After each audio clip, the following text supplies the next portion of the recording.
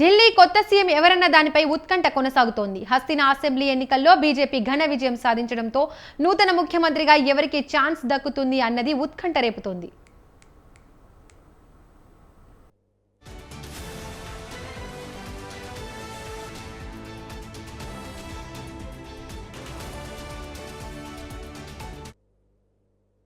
27 సంవత్సరాల తర్వాత Delhi assembly పీఠంపై BJP జెండా ఎగరడంతో కాషాయ పార్టీ ఇప్పుడు ముఖ్యమంత్రి ఎంపికపై దృష్టి సారించింది.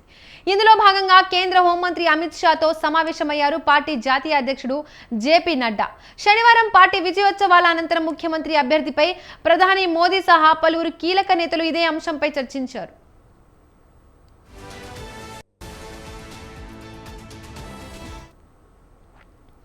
కొత్త సీఎం ఎంపికలో అనేక సమీకరణాలు దృష్టిలో పెట్టుకొని కసరత్తు చేస్తున్నారు కమలనాథులు.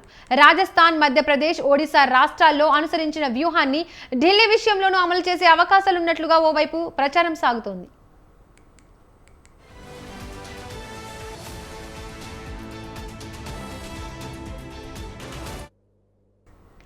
బీజేపీ అధిష్టానం సీఎం అభ్యర్థిపై చర్చిస్తుండటంతో చాలా మంది ఆశావాహుల పేర్లు ప్రచారంలోకి వస్తున్నాయి.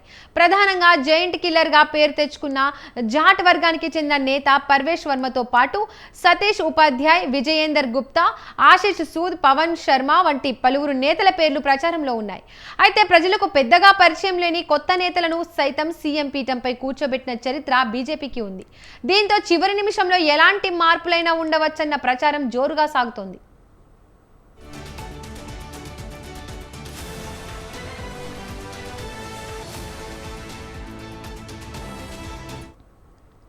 ప్రస్తుతం జరుగుతున్న ప్రచారం ప్రకారం చూస్తే పూర్వాంచల్ నేపథ్యం కలిగిన ఎమ్మెల్యే, సిక్కు లేదంటే మహిళా ఎమ్మెల్యేను సైతం సీఎంగా ప్రకటించే అవకాశం ఉండొచ్చన్న ఊహాగానాలు వినిపిస్తున్నాయి.